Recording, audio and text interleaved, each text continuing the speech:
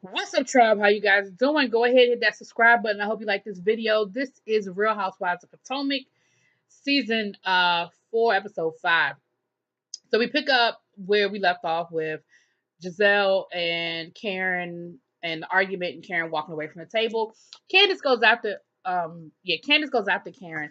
And basically what Karen was saying was, look, I don't trust Giselle. Yes, we are working on getting our friendship back, but it doesn't happen overnight, and just because we are talking again and cordial again, it doesn't mean I'm going to give you my deepest, darkest secrets about my business. And from Giselle's point of view, Giselle feels like, well, we're friends again, and I asked you these questions and you wouldn't tell me, but you told somebody else who's a perfect stranger. But again, it's not just some random person off the street, it's someone who can help her in her business. So I absolutely understand why Karen would share with one person and not share with Giselle. Candace goes out to talk to Karen, and Karen basically explains that to Giselle. She does come back to the table. I mean, to Candace. She does come back to the table, and basically she tells the table, like, look, I absolutely appreciate what Giselle did for me. She did introduce me to someone who can help my business. She did put me in touch with, and yes, I shared with her some information. She said, but never did I think that I was offending you or upsetting you. And that was not my intention. She said, to be perfectly honest, no, I'm not ready to share with you all of my business. But that doesn't mean that I'm not sincere with saying let's move forward with our friendship. And again, thank you for introducing me. Thank you for that opportunity because you didn't have to do it and you did. And I think that was a perfect ending to that conversation because again, I just see where Karen. I mean, I just see where Giselle is. I mean, shit. I see where Karen is coming from. I absolutely do. You can have a problem with somebody and y'all can make up. That doesn't mean you're ready to go back to the way things were. I've had situations with people that I was like tight with, like BFFs with, whatever. We fell out and yeah, we made up, but things don't automatically go back to where you left off. You have to build back up to that. So anyway, um, then Candace starts talking about how she really does want Karen's therapist because she feels like she needs therapy because things with her mom she just needs some outside help. She said having a mother as a therapist, her mother was always trying to diagnose her. She said her mama told her she was bipolar when she was 10 years old or however old she was. I think that was a bit harsh. And then she told the table about her mother called her a bitch and I mean, honey, that's just a rough situation. I don't know what her mama problem is. I really don't. But it's a rough situation. And Candace gets on my nerves and stuff, but I just can only imagine what that's like. You know what I mean? What that's like. So dinner ends and they move on and everything and they go back to the hotel and Candace goes up to the suite to she's talking to Katie and Karen. And Karen is like, well, damn it. Why I'm getting Karen and Giselle mixed up tonight. Giselle is like, well, you seem to have an insight with Karen. I mean, what's going on? And Candace tells her, look, Karen is grieving. And she said, Karen is already private and Karen is already, keeps things close to the vest. But she's also now dealing with the added situation of grieving her parents. And so that adds a little extra something something to the situation. She said, so for right now, just give her some space. Just take what she gives you and deal with that. But don't I'm sorry. But don't, you're asking for more than what she's giving you right now. And just leave it be. Like let it be what it is, what it's gonna be. And I think that was some great information. I think that was some great advice that Candace gave. I think Candace and Karen sincerely, sincerely have a really great relationship. And I just think that was some good advice that she gave Giselle to say, look, she's already this person, but right now she's dealing with something that I can't imagine dealing with, regardless of how much drama Karen usually gives and everything else. So it's the next day and we're getting ready to go out and Ashley's disappointed because her period has come, so she knows she's not pregnant. and she knows that there ain't no chance for her to get pregnant until she gets back home to DC. So that'll come into play later on.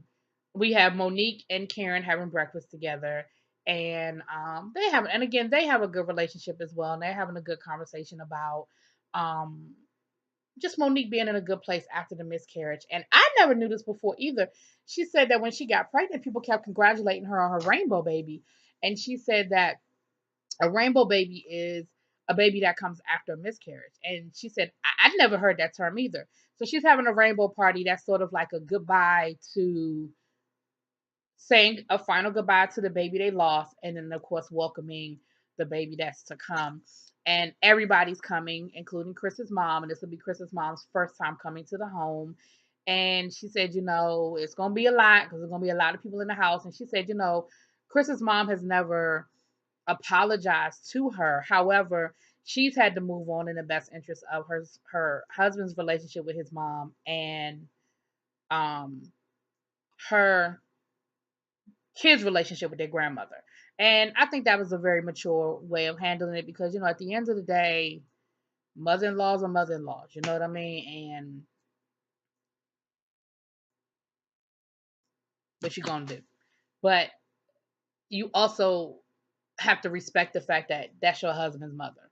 Like you can feel how you feel and all of that, but that's his mom. So, I can respect that. I think that Monique has grown because I don't know if 2 years ago she would have that same attitude. Matter of fact, 2 years ago she didn't have that same attitude. So I can respect that. We're seeing a little bit of growth there with Monique. Oh, excuse me, y'all. So the ladies are now on their way to go visit the plantation. Now, this is the plantation where Giselle's family was enslaved. And I think that that is absolutely wonderful to be able to trace your roots back that far. Most Black Americans cannot because of a variety of reasons, but one of the biggest reasons being that proper records just weren't kept on slave transactions because we weren't considered people, we were considered property. And you know a lot of records were not kept, and names were changed because you could go from plantation to plantation, they could change a name. um Runaways and just different reasons. And then of course the war happened, that little war, that little, north versus south thing. And a lot of records were destroyed in that process. So it's hard for a lot of Black Americans to be able to trace their roots back to the specific plantation where their family was raised. And then when they got to the plantation, very detailed history, a very detailed history. So for that, I envy Giselle and her family because that's a lot. Um, we found out that her dad, which I think we knew this before, but we get a little more information on her dad, very much being very active in the civil rights movement in the 1960s, working close with Dr. King, running for state was it state Congress in Texas.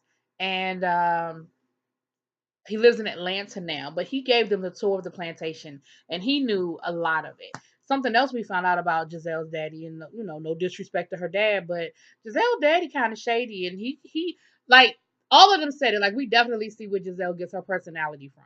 You know, he's he's got a sense of humor. Very confident. Somebody gave him a compliment and said he looks nice. He said, "Don't you think I know that?" I mean, he said it well as a joke, but he was like, "Don't you think I know that?" So you definitely see where she gets all that from.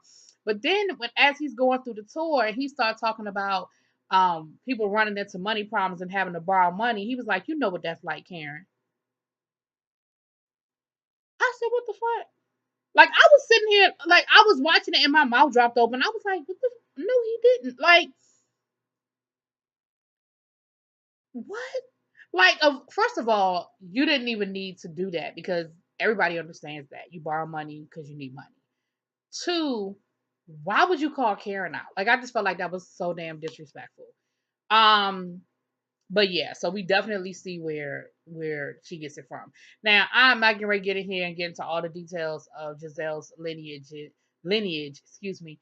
But suffice to say that, like I said before, she's blessed that she can go that in depth. What I am going to say And I'm a history nerd. So let me be clear. I know that I can be a little snobbish sometimes, because I am a history nerd, just like my best friend is a scientist. And when she get to talking about science, it sounds like wah, wah, wah, wah, wah, wah. So that might be how people feel about history. And that's fine. I accept that. But what I'm going to need is for all of those ladies to go read some books. And it's no disrespect. It's no disrespect because it wasn't like a portion moment where they didn't know shit that they obviously should have known. But there were things that came up that they seemed to be surprised and shocked by that I was just like, you know that? You know that? But again, not in a not stuff that I'm like you don't know that the Underground Railroad wasn't a real train, like not that kind of shit. Um, there was a point where they got to um sort of a children's sanctuary where they it was ah, a statue for the children, and of course that was very emotional because you had Monique who was pregnant, who had also had experienced the loss of a baby. You have Ashley who's lost a baby, and then everybody else there is a mother. So that's definitely something that very much um, touched all of them when you think of all the children who died or were killed or just were not respected um, as children. uh, the other thing that came up was when they were on the bus going to the plantation, Robin had to sort of eat a little crow because she found out that she was more European than she was black. And then, of course, Bravo flashed back to season one when she was yelling at Katie, talking about some, I am not mixed. I'm not mixed. I'm African American. And Katie had to let her know, you don't look the way you look, and you 100% black. Like, you just don't look that way. Like, somewhere in your history, massa was creeping in your parents' quarters, your mama's quarters or whatever. And then so of course, Robin had to clarify and say, well, because Katie is immediately mixed. Like her mom is white, I mean her dad is black or whatever. But with me, both of my parents are black. So mine is just it's transcended down through generations that I'm European or mostly European. It doesn't matter. The point was that Katie was trying to make in the first season was you're not 100% like you got some mixed stuff going on in you too. And Robin, for you not to look in the mirror and not understand and realize that, like, come on, stop it. But anyway, I ain't gonna rehash that. That was season one. We ain't gonna go back down that road. But suffice to say, the ladies had a very powerful day and they were ready to, blow off some steam and go have some drinks. And you are in New Orleans, baby. Karen decided not to go. Karen said it was just a bit too much for her. It was a lot of death and a lot of trauma, and she just needed to go back to her room and just relax. She didn't want to be a party pooper and just not be in a fun mood. Um, Giselle had like dress up for the ladies. Sorry, y'all. And she was gonna dress up as if, like a little Mardi Gras, whatever. They had wigs and boas and beads and all this other stuff. And they're downstairs in the lobby waiting for everybody to get ready to go. And of course, they get an alert on their phone, and Miss Karen is on Instagram Live. And again, Giselle with this bullshit. Damn it. Yeah, Giselle with this bullshit. And Giselle talking about something. Oh, so she can't go with us, but she can get on Instagram Live with strangers, but she can't go with us and with her friends. And again, you're missing the point. It don't take no energy for me to hold my phone and hit the live button and have a conversation with some folks. That's that might be her way of relaxing. That might be her way of enjoying herself. What she said was she wasn't up for partying. And there's a whole different level of energy to go out, have drinks, and party. And again, for Giselle and for the rest of the girls who was making little smart comments to not understand that there's a difference. I have a friend, we ain't friends no more, but one of the things that used to irritate her about me was she was like, I'll call you and you don't answer the phone, and then I see that you done posted something on Facebook. I'm like, do you understand that it takes no effort for me to like a comment on Facebook? That is clear. That is really me scrolling, hitting the button, scrolling, hitting the button. For me to pick up the phone and have a conversation with you, that takes some energy that I just don't have right now. It's no disrespect. It's not that I don't feel like talking. I mean, it's not that I have a problem with you. It's just I don't feel like having a conversation right now. And again, I feel like that was sort of the situation was Karen didn't feel like being on. When you go out with the girls and you go out for drinks, you gotta be on. Sitting on live, that don't take no damn energy. And I just feel like that was blown out of proportion. And once again, You know, there it is, Giselle, pick. And then she started with the little smart ass comments. She started talking about Karen's wig. She said it was funny though. She said, well, her broke Bo Derek braids. It was funny though. And I don't have no defense of that wig. None at all. Zero. Zip and zilch. Um, oh, I forgot to mention the other thing that happened in that conversation that Candace had with Giselle the night before was she brought up Ashley and how she didn't think Ashley was really trying to have kids because she was doing all this drinking and so forth. So they're out drinking and they're having a good time and they're taking shots and you know, I'm sorry. And Ashley says, "Oh, well, I told Michael I wasn't gonna take shots," and she was like, "Well, don't tell Michael I had some shots." I'm like, "We ain't gotta tell Michael. He's gonna see it right now. 5, 4, 3, 2, 1." But they had a good time. They're dancing and everything, and even Monique, who couldn't drink, was having a good time, honey, and you know all of that good stuff. And Karen, damn it, y'all, Giselle. That's why I keep pausing because I don't know for some reason the names are just not coming to me for some reason. So Giselle try to tell Miss Candace that just because somebody's drinking, it doesn't mean that they're not trying to have a baby. Um, Here's the problem, and I think okay, let me get to that part. So they go back to they had a good time, everybody had fun. So they go back to the room. When they go back to the hotel and they go to Giselle's room and they're continuing to drink and all that other stuff.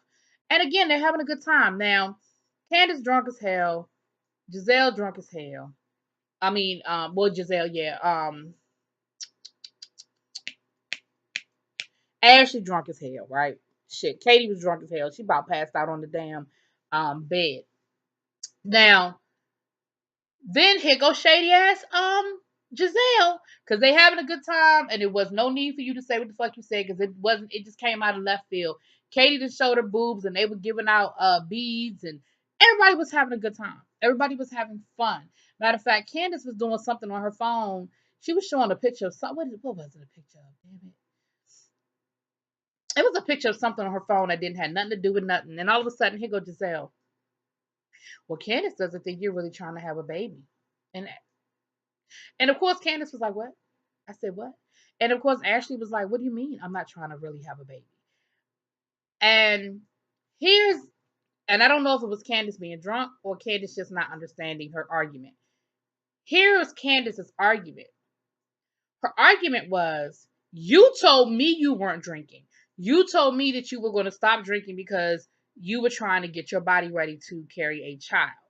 Now, every time I look up, you're drinking.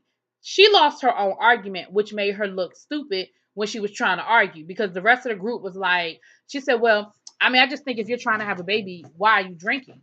And Monique, who is 6 months pregnant, and everybody else in the room who's had a baby is like, okay, well, you don't have to stop drinking until, like, you don't have to necessarily stop drinking because you're trying to have a baby.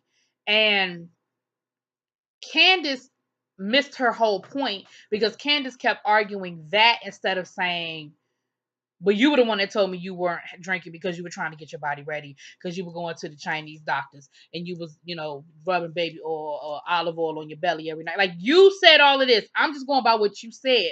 But you lost your argument the minute you made it about what a woman should and shouldn't do when they're getting ready to have a baby. And so of course Ashley was like, well, the doctor said I could drink.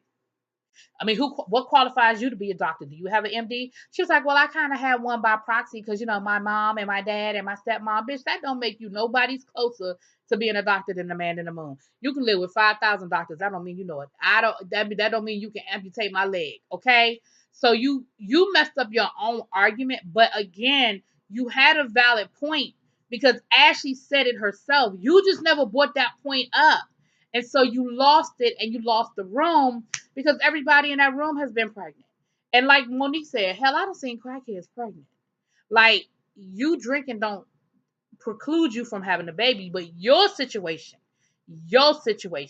And so it made Candace look real petty to me. But I understood the point Candace was trying to make. Now, the other side of it was Ashley knew she wasn't pregnant and knew she couldn't get pregnant because she came on her period while they were there. That morning, she had come on her period And her thing was, ain't nothing gonna happen till I get back home anyway, so I might as well enjoy myself. So from that point of view, I 100% understand Ashley's point as well. And again, Candace, you had a valid point. You just missed the opportunity. You know how you get into an argument with somebody and after the fact, you like, damn, I should have said that. Damn, I should have said that. I feel like that's what Candace is gonna do when she wake up and be like, shit, I should have said, you said out of your own lips you was trying to stop drinking. Anyway, y'all, that's where we left off. We left off with, let me make sure. Oh, and the other thing, that's what I knew was something else I wanted to bring. The other thing that was funny was Ashley is sitting there defending her drinking habits to Candace, and Monique just sitting back like this. Deja vu, karma is a bitch. Because isn't that the exact same thing that happened last year where Ashley was questioning Monique's drinking and whether that had anything to do with Monique losing her baby? Now look at you having to defend your drinking habits. So we'll see. Like I said, that's where we left off. We'll see where we pick up next week, honey. But it was very interesting. The ladies almost got through a whole episode without arguing. They almost did, y'all. They almost made it.